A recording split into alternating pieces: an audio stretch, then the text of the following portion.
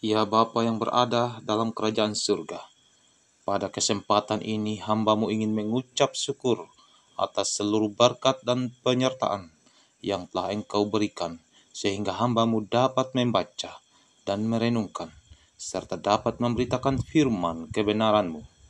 Pada kesempatan ini juga ya Bapa, hamba-Mu duduk dan memberitakan firman kebenaran-Mu melalui media online. Tuhan, biarlah firman yang hamba sampaikan melalui media ini dapat didengar, sehingga menjadi petunjuk bagi semua umat-Mu di muka bumi, bagi saudara-saudaraku. Ya Bapa yang berada di dalam kerajaan surga, bagi saudara yang berada di luar sana, dimanapun berada, biarlah Tuhan memberkati mereka agar dapat ikut membaca firman Tuhan. Biarlah firman Tuhan yang mereka baca dapat menjadi kekuatan untuk menjadi aktivitas. Pada nama Tuhan Yesus, hamba-Mu mengucap syukur. Amin. Salam damai sejahtera di dalam nama Tuhan kita Yesus Kristus. Firman Tuhan yang kita renungkan pada kesempatan ini terambil dari Injil Lukas 8 ayat 16 sampai 18 yang berbunyi demikian. Perumpamaan tentang pelita. Tidak ada orang yang menyalakan pelita lalu menutupinya dengan tempayan atau menempatkannya di bawah tempat tidur, tetapi ia menempatkannya di atas kaki dian, supaya semua orang yang masuk ke dalam rumah dapat melihat cahayanya. Sebab tidak ada sesuatu yang tersembunyi yang tidak akan dinyatakan, dan tidak ada sesuatu yang rahasia yang tidak akan diketahui dan diumumkan. Karena itu, perhatikanlah cara kamu mendengar. Karena siapa yang mempunyai kepadanya akan diberi, tetapi siapa yang tidak mempunyai daripadanya akan diambil juga apa yang ia anggap ada padanya.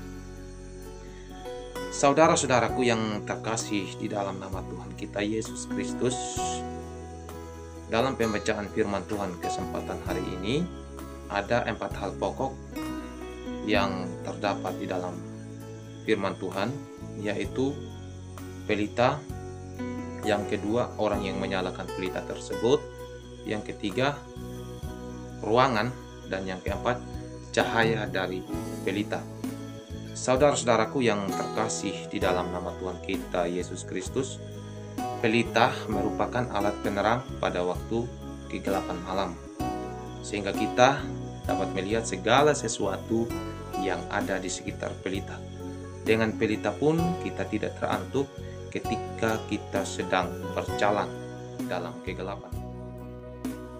Tuhan Yesus Kristus mengibaratkan Injil Kerajaan Allah sebagai pelita yang dapat menerangi ruangan, sehingga ruangan tersebut mendapat cahaya dari pelita.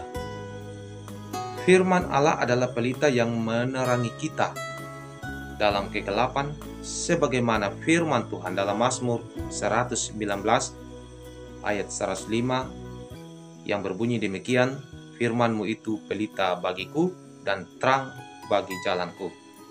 Yang kedua, saudara-saudara yang terkasih di dalam nama Tuhan Yesus Kristus, orang yang menyalakan pelita dalam hal ini adalah gereja Tuhan atau orang Kristen, atau dengan kata lain jemaat. Orang Kristen, yakni kita sebagai orang Kristen, mempunyai peranan penting dalam menyalakan pelita serta meletakkan pelita di mana seharusnya pelita itu diletakkan. Saudaraku yang terkasih di dalam nama Tuhan kita Yesus Kristus, kita sebagai orang Kristen yang telah menerima pelita atau firman Tuhan, kita mempunyai tanggung jawab untuk menyalakan serta meletakkan pelita di atas kaki dia, bukan di bawah tempat tidur.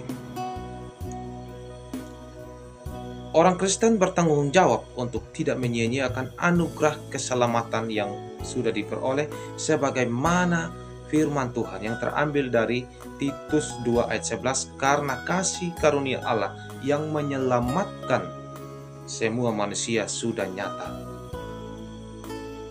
Saudara-saudaraku yang terkasih di dalam nama Tuhan kita Yesus Kristus, kita mempunyai tanggung jawab untuk menyatakan perbuatan-perbuatan kita yang mencerminkan karakter Kristus, sehingga orang-orang yang ada di sekitar kita dapat melihat kemuliaan Kristus di dalam kehidupan pribadi kita, bukan sebaliknya kita menjadi pengacau, kekerasan dalam rumah tangga.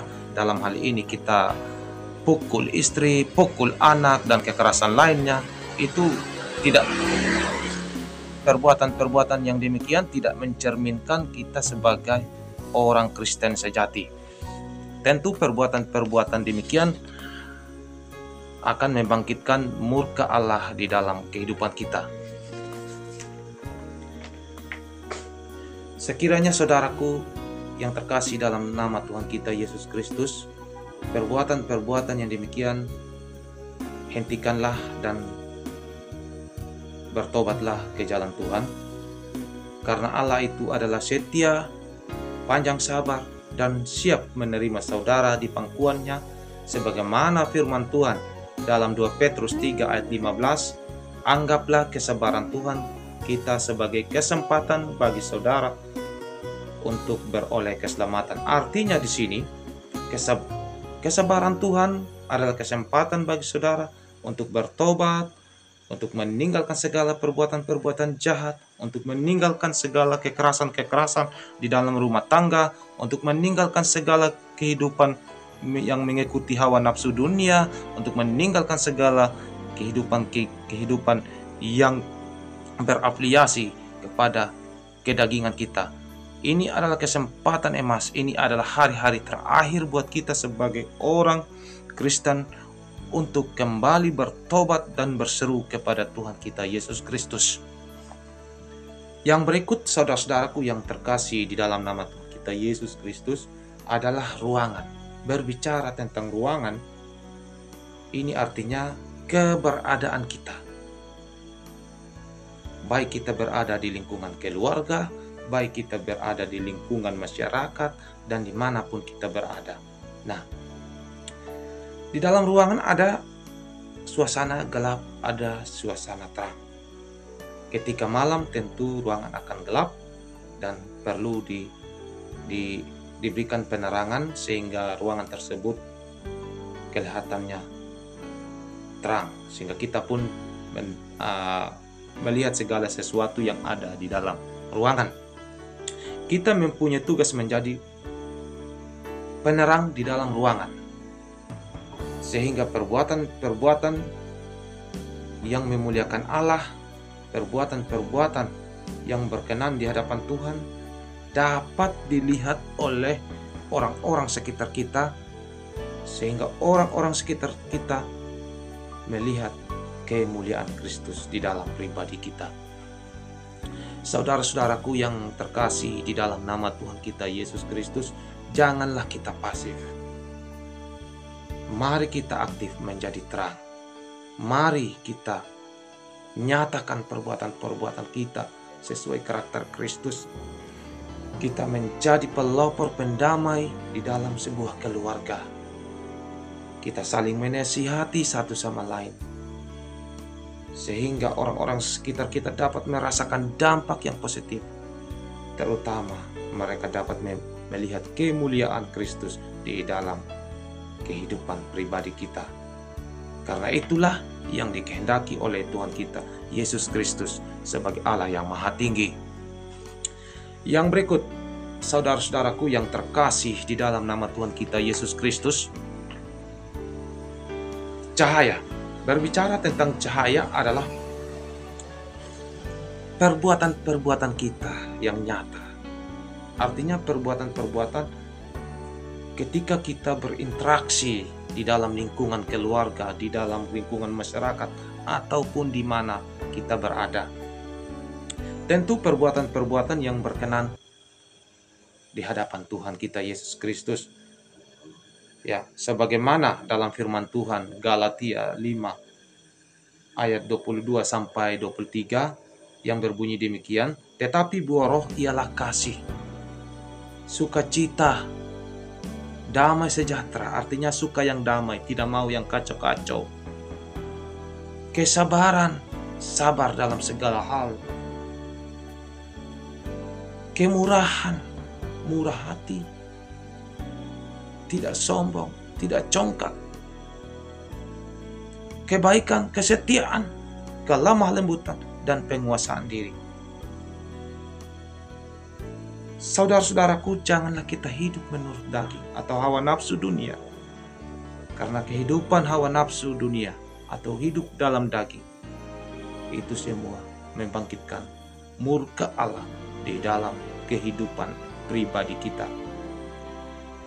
Saudara-saudaraku, di dalam nama Tuhan kita Yesus Kristus, baiklah kita hidup takut akan Tuhan. Baiklah kita hidup dalam terang Kristus, baiklah kita hidup dalam pertobatan yang sejati. Karena kita tidak pernah mengetahui kapan Tuhan akan mengambil hidup kita. Semua adalah hal yang misteri. Dan tugas kita adalah berjaga-jaga. Perbuatan harus senantiasa berkenan di hadapan Allah yang Maha Tinggi. Demikian saja firman Tuhan yang saya sampaikan. Shalom, terima kasih.